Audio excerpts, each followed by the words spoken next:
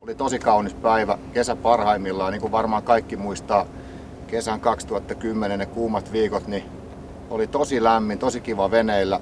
Ja sitten siinä oli hyvänä plussana se, että nämä isot petokalat oli ihan pinnassa.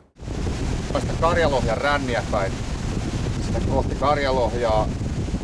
Sitten mä olin vähän ajatuksissa, niin mä kattelin näitä luotaimia ja plottereita tässä, että minkälaiset syvyydet siellä on ja vähän lämpötiloja. Sitten mä huomasin, että mähän ajan melkein ton kalapaikan ohi.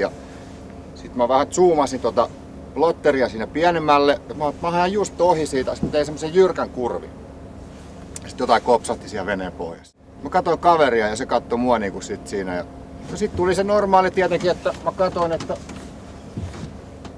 mitä tää, onko täällä joku risu tai oksa tai... Seuraavaksi mä katsoin, että no ei tuu vettä veneeseen ainakaan, että ihan sama, että on tosi hieno päivä, että me jatketaan tässä kalastusta.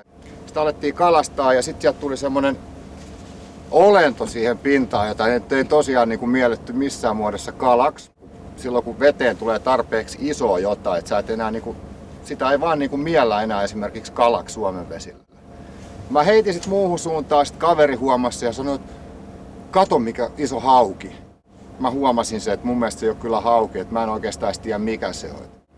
Näytti kyllä kovasti kuhalta, mutta noin iso kuha ei ole olemassakaan.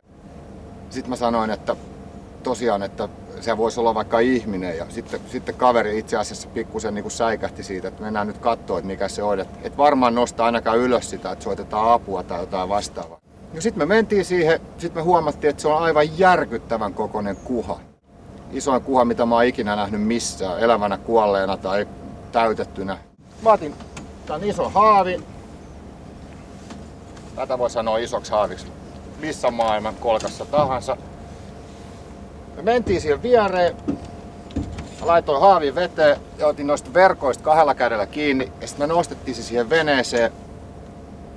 Ja oltiin vähän aikaa aivan hiljaa. Ei tää voi olla mahdollista, että ei tuommoista kalaa olekaan. Mä oon kyllä tietoinen siitä, että Lohjajärvessä on isoja kuhia, mutta se meni yli kaikkien odotusten.